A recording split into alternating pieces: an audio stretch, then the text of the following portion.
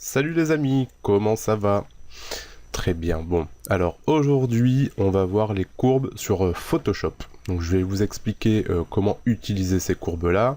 On va décrypter la totalité de l'outil.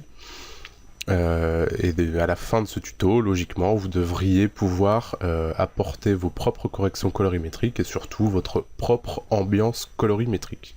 Alors tout d'abord, on va passer par une petite première étape qui va parler des couleurs. Ici, on est en présence d'une roue chromatique RVB qui fait partie de la synthèse additive. Il existe deux synthèses, la synthèse additive qui est celle-ci, la synthèse soustractive qui est le cyan, magenta, jaune. Pourquoi je vous parle de ça? Parce que les deux seront liés. Il faut juste savoir, on va pas rentrer dans les détails, mais il faut juste savoir que en synthèse additive, les couleurs primaires sont le rouge, vert, bleu, et elles auront comme couleur secondaire le cyan, magenta et jaune. Avec un lien entre celles-ci, le bleu, qui est la couleur primaire, aura comme couleur secondaire le jaune, le rouge aura le cyan, et le vert aura le magenta. Donc gardez bien ça en tête, ça va nous servir pour la suite. Passons à l'outil courbe. Alors, pour appliquer une courbe, deux solutions. Soit on sélectionne le calque, on va dans Images, Réglages, Courbe, on fait notre courbe, donc on fait un petit effet de style plutôt sympa et magnifique, hein. On valide, mais finalement on se rend compte que cet effet n'est pas si magnifique que ça, et on aimerait le changer. Donc on retourne dans Images, Réglages, Courbe, et là la courbe n'est plus présente. On ne peut plus la modifier. Ça veut dire que pour refaire une courbe, il faudrait annuler, donc CTRL-Z, puis revenir sur le réglage pour la refaire, ce qui est assez contraignant. Au final, on a une deuxième solution qui est dans le panneau réglage. Donc le panneau réglage, on peut l'avoir dans Fenêtre, Réglage. On a ici le module courbe, et quand on clique dessus, on a un nouveau calque de réglage, courbe, qui est indépendant du calque de l'image. Ce qui fait que si je fais une courbe aussi magnifique que celle de tout à l'heure, hop, alors là, puis à mettre le point dessus, voilà, et que je décide par exemple de faire un autre réglage qui est balance des couleurs et de mettre un petit peu de couleur dans tout ça, et bien au final je peux recliquer sur mon calque courbe, la courbe est toujours apparente, avec les réglages qu'on a fait auparavant, et on peut les modifier. Donc enlever les points qui nous gênent, et en mettre d'autres, voilà. Donc à tout moment de votre étape de retouche, vous allez pouvoir revenir, grâce au calque indépendant, sur vos réglages de courbe. Hop. Alors, décryptons maintenant le panneau courbe. On a un premier onglet ici qui est paramètres définis, prédéfinis, et qui nous propose des réglages déjà tout prêts, comme un contraste fort par exemple, un contraste accentué, donc qui va contraster l'image un peu plus fortement. On peut faire plus clair, négatif, enfin voilà, on a tout un tas de paramètres qui sont déjà prédéfinis. Ça nous intéresse pas, parce que le but, comme je vous disais, c'est qu'à la fin de ce tuto, vous puissiez faire vos propres réglages, apporter votre touche à l'image et votre ambiance. Donc de la même manière, on a ici l'outil automatique qui permet de faire un réglage automatique en analysant l'image. Bon, ça n'est pas forcément utile non plus, toujours dans le cadre de faire ses propres réglages. Ensuite, nous avons ici la petite main qui permet en fait de sélectionner une zone dans l'image. Alors on peut apercevoir un point qui se balade ici dans l'image. Ici on a un histogramme qui se compose d'une première partie qui définit les tons foncés, une deuxième partie qui définit les tons moyens, une troisième partie avec les tons clairs. Et donc forcément quand je vais sur une zone claire, on est bien dans les tons clairs, une zone foncée, on est bien dans les tons foncés. Donc ça voilà. Il repère l'endroit de l'image, il nous montre où on est, et si on clique et glisse vers le haut ou vers le bas, on modifie la courbe par rapport à l'endroit où on est positionné. Donc par rapport à la zone de l'image où j'ai cliqué, je peux décider de augmenter la luminosité ou de la baisser par rapport à cette zone. Donc comme son nom l'indique, c'est une courbe, enfin c'est l'outil courbe, donc forcément ça dessine une courbe, ce qui permet de lisser le réglage. C'est-à-dire que ça va pas prendre le point en question et modifier que ce point-là pour l'éclaircir ou l'assombrir, mais c'est une zone qui fait partie des tons foncés, et par rapport à cette zone-là, il va dessiner une courbe pour que le réglage soit fluide et lissé. Donc là j'ai fait mon premier réglage sur les tons foncés, je prends à peu près les tons moyens ici pour les augmenter, donc il me met un deuxième point, et vous voyez qu'il dessine une courbe pour que le tout reste lissé, ce qui permet de faire vraiment des réglages propres, et par exemple avec une courbe en S, donc on appelle ça une courbe en S, augmenter le contraste de l'image. Donc j'enlève ces réglages là, on passe à la suite. Ici nous avons 3 pipettes. La première fait partie de la pipette des tons foncés, la deuxième des tons moyens, et la troisième des tons clairs. Et en fait c'est des pipettes qui vont permettre de faire un réglage précis avec des valeurs sur l'image. C'est-à-dire que si je dis double-clic sur la pipette des tons foncés, j'arrive sur le sélecteur des couleurs, donc le sélecteur de couleurs c'est ce qu'on a ici aussi, et qui va me permettre de régler une valeur de noir que je pourrais appliquer à l'image. Alors, pour ceux qui ne connaissent pas, le sélecteur de couleurs, c'est ce qui permet de sélectionner une couleur grâce ici à la roue des teintes, et sur le carré, on va définir par rapport à la teinte qu'on a choisie, la saturation, donc de gauche à droite, ou la luminance, de haut en bas, ce qui correspond ici au TSL, teinte, saturation et luminance. Et finalement, la valeur qu'on choisit sera rapportée dans le RVB, le CMJN, le lab, ou ici le code hexadécimal. Donc code hexadécimal, c'est ce qui va correspondre, enfin c'est un code qui correspond à la couleur. C'est-à-dire que ce code-là, logiquement la plupart des logiciels le proposent, et s'il y a une couleur que vous aimez bien, vous pouvez retenir ce code-là et le reporter dans n'importe quel autre logiciel, vous allez tout le temps retrouver la même couleur. Donc la pipette, on va définir un pourcentage de noir par rapport à la luminance. Donc je dis que dans mon image, je veux que le point le plus foncé sera à 3%, ce qui me permet en fait d'avoir des noirs qui ne seront pas bouchés. Un noir bouché serait à 0%. Là, je lui dis, non, le maximum de noir que je veux sera à 3%. Donc, j'ai toujours ma pipette sélectionnée, je vais chercher un point dans mon image que je trouve trop foncé pour le transformer en noir 3%. Donc, j'affiche ici les informations, donc fenêtre, information pour ceux qui ne l'ont pas encore affiché.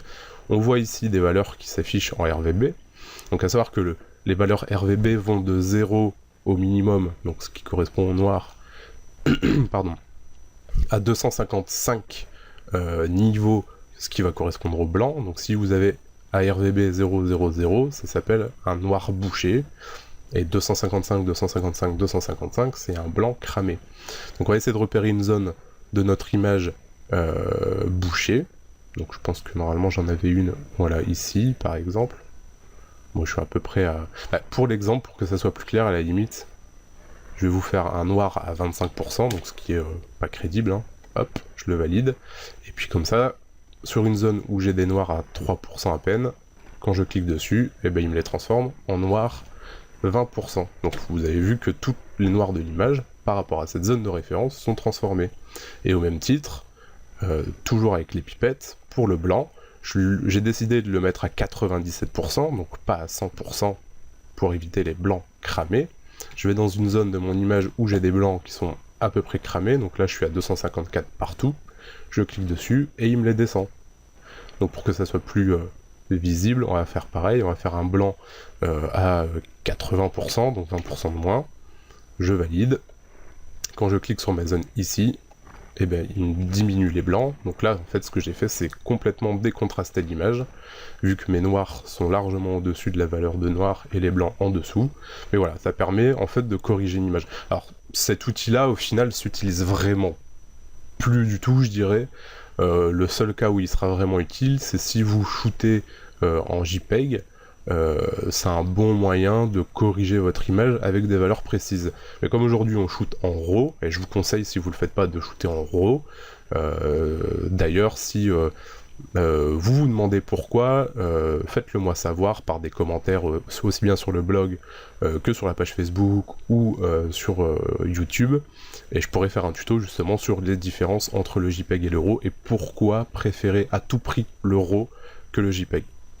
Mais ce que je disais, voilà, c'est qu'aujourd'hui, comme on shoot en RAW, on a des logiciels qui dérotisent, donc aussi bien Camera Raw que les logiciels Nikon, Canon ou autres, et qui vont permettre justement d'appliquer ces réglages précisément de manière non destructive sur le RAW. Mais voilà, c'était une manière de vous démontrer un peu de vous expliquer ces petites pipettes. Et ici on a les pipettes de ton moyen, pareil, on lui donne une valeur, donc moi par exemple 50%, et par rapport à ça, je clique sur un gris, et il va me changer l'image par rapport à ça. Alors, il va surtout en fait modifier la colorimétrie. C'est-à-dire que comme ici j'ai un gris de référence, qui est mon fond gris, normalement quand on veut utiliser justement du gris comme référence pour la colorimétrie, on utilise des mires, donc c'est un carré de gris qu'on va photographier au début de shooting, avec l'éclairage qu'on a choisi. Ensuite, on vire le niveau de gris, la mire de gris, on fait tout le shooting, et quand on vient traiter le shooting, on prend cette première image de référence, qui aura l'éclairage que le sujet a eu tout le long du shooting, et par rapport à cette mire de gris, on va pouvoir calibrer notre image en lui donnant justement des valeurs, en disant ce gris là, je veux qu'il soit d'une telle valeur pour que toutes mes autres images ont la même valeur. Voilà. Donc ensuite, ça c'est simplement ce qui est sélectionné par défaut et qui nous permet de mettre des points sur cette courbe et pour pouvoir changer les valeurs et dessiner notre courbe. Pour justement enlever les points, on les jette violemment sur le côté, comme ça permet de les retirer. Ici on a un crayon qui va nous permettre de dessiner une courbe, c'est-à-dire que je dessine ma courbe, hop, comme ça, donc encore une fois je fais bien n'importe quoi, et donc du coup il va prendre cette courbe en référence pour appliquer les réglages. Et l'outil qui est juste en dessous va nous permettre de tendre la courbe, c'est-à-dire que là on voit que c'est un peu n'importe quoi, et au plus j'appuie dessus, et au plus ça va tendre et affiner la courbe de réglage. Donc voilà pour le panneau courbe. Maintenant on va passer à la colorimétrie. Donc passons sur cette image, là j'ai avancé un peu plus dans mes retouches. Je lui applique une courbe, et en fait ce qu'on n'a pas encore vu comme panneau, c'est justement le panneau des couches. Donc en fait on peut appliquer une courbe par couche, sur le rouge, le vert et le bleu. Alors déjà la couche RVB sélectionnée, ça va modifier la luminosité de l'image. Donc par exemple là dans les tons moyens, je modifie la luminosité de ton moyen, forcément les tons clairs et les tons sombres vont suivre vu que c'est une courbe. Mais par exemple si je ne veux appliquer que des tons foncés au ton moyen et pas sur les tons clairs, je peux rajouter un point et venir le rabaisser pour que ça ne s'applique qu'au reste. Donc encore une fois ça fait des résultats totalement magnifiques. Mais voilà, ça vous donne une idée. Et le plus important, c'est justement de travailler sur les couches. Et justement, allons dans la courbe des rouges, et disons-nous par exemple qu'on va vouloir rajouter du rouge dans les tons foncés ici.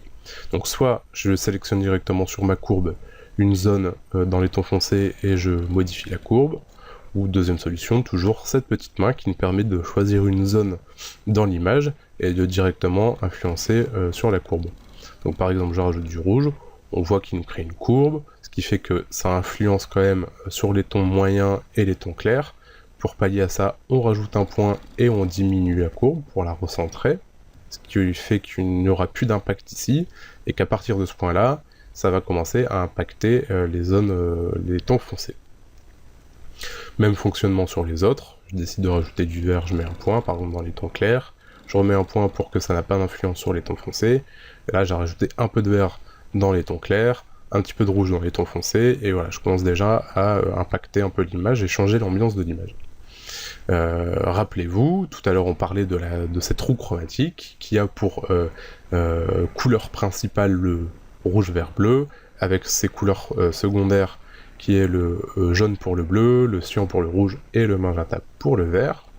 Ce qui fait que quand on retourne dans la courbe, donc ça je l'enlève par exemple, hein, hop, là j'ai encore un point là, je retourne sur mon rouge, ce qui fait que justement quand je mets du rouge, hop, ça rajoute du rouge, mais quand je diminue le rouge, ça va rajouter du cyan, parce que c'est sa couleur secondaire, rouge, cyan.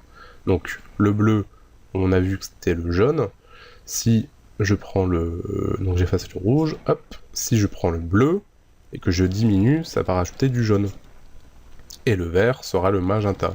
Donc ça c'est bien à garder en tête, très important, parce que ça va vous permettre de connaître l'influence de chaque couleur, de pouvoir créer vos propres mélanges de couleurs pour vraiment atteindre l'ambiance que vous désirez. Donc on va prendre un exemple tout bête. On va se dire que je veux dans mes... parce que j'ai déjà du bleu ici dans les tons foncés, hein, sur le corps, etc.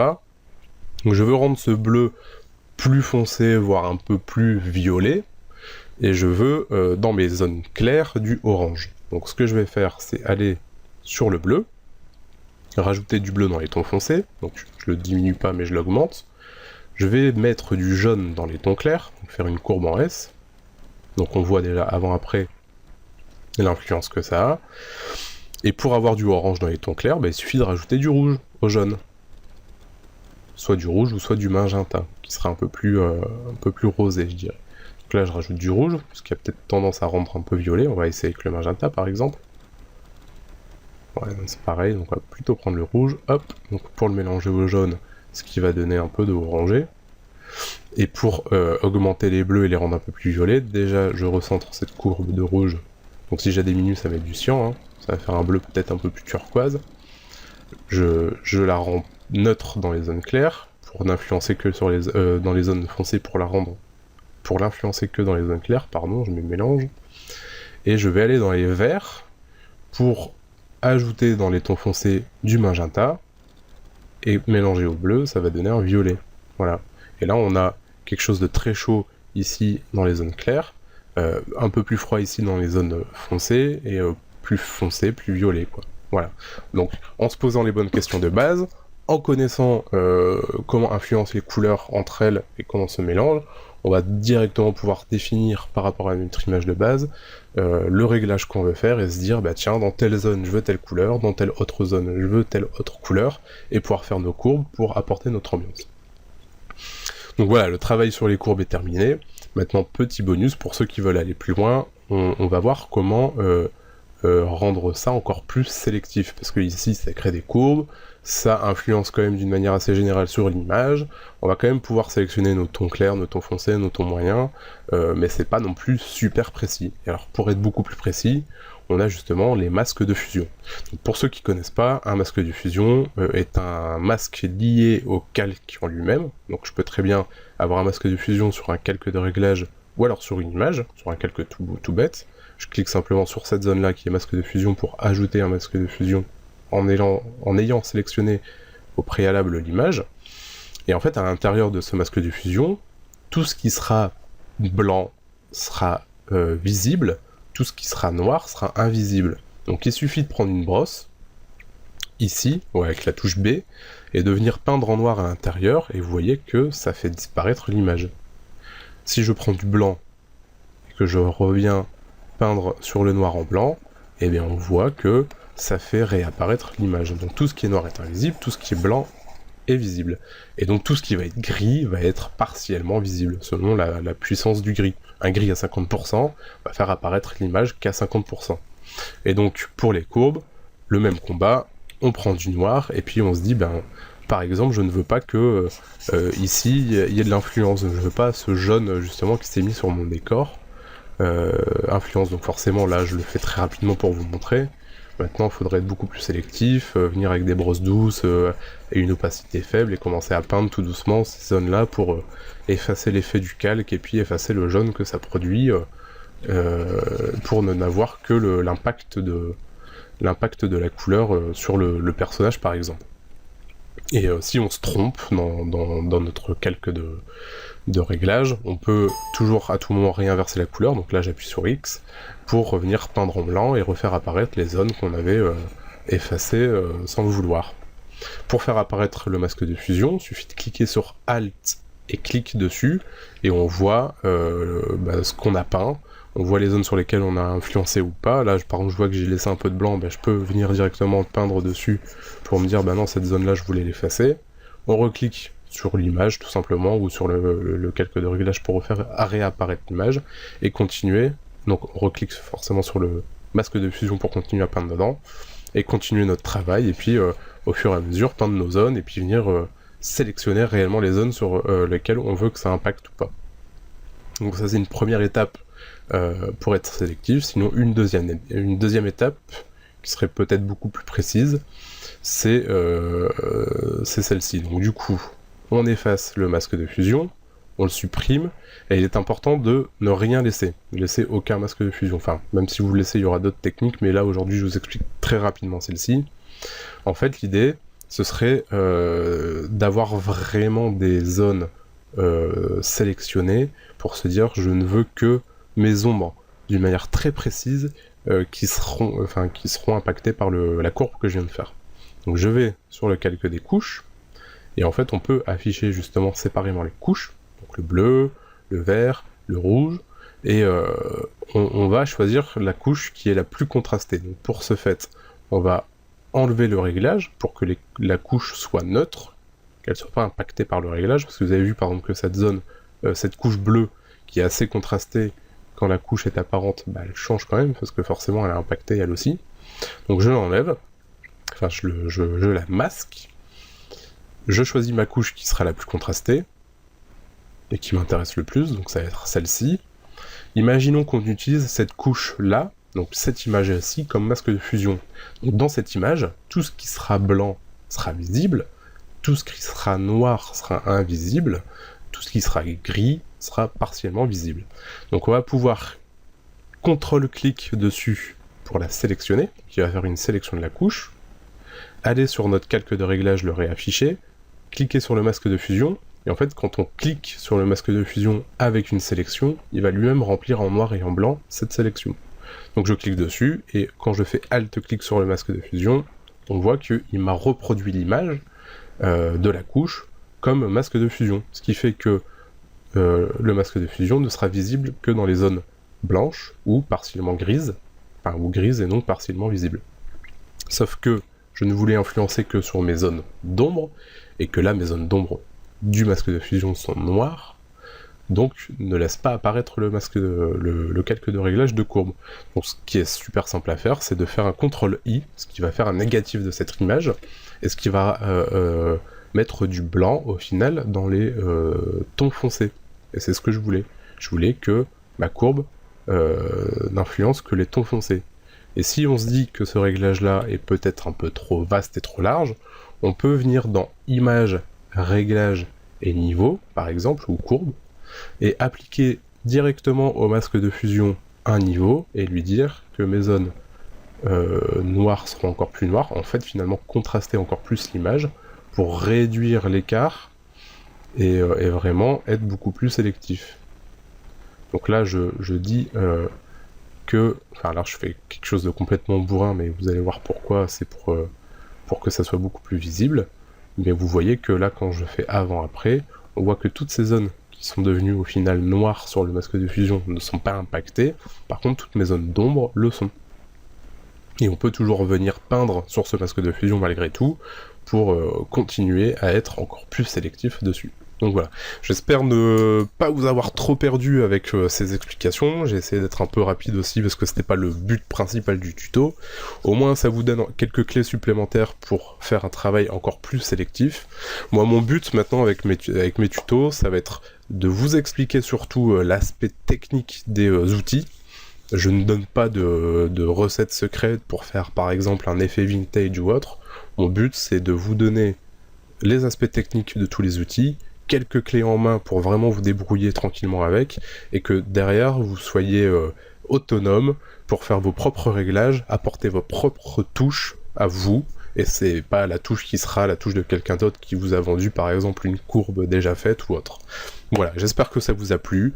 Comme d'habitude, n'hésitez pas à commenter ce tuto-là pour me dire ce que vous en pensez, à faire des suggestions, me proposer peut-être d'autres idées de tutos, des choses qui vous feraient plaisir, comme je parlais tout à l'heure, par exemple, la différence entre le JPEG et le RAW, on peut parler de la différence entre le 8 bits et le 16 bits, par exemple, parce que là on voit que mon image, ici, je la travaille en 16 bits, il y a un intérêt pour ça, alors forcément, ça ralentit un peu la machine, mais il y a réellement un intérêt, donc je peux faire ça aussi.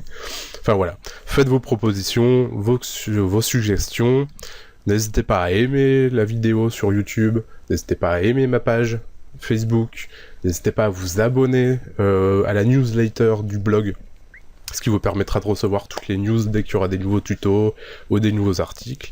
À savoir que à partir de maintenant, tous les premiers dimanches du mois, donc ce qui commencera au premier dimanche du mois de mars, je recevrai un invité qui viendra nous parler d'une image que j'aurai choisie.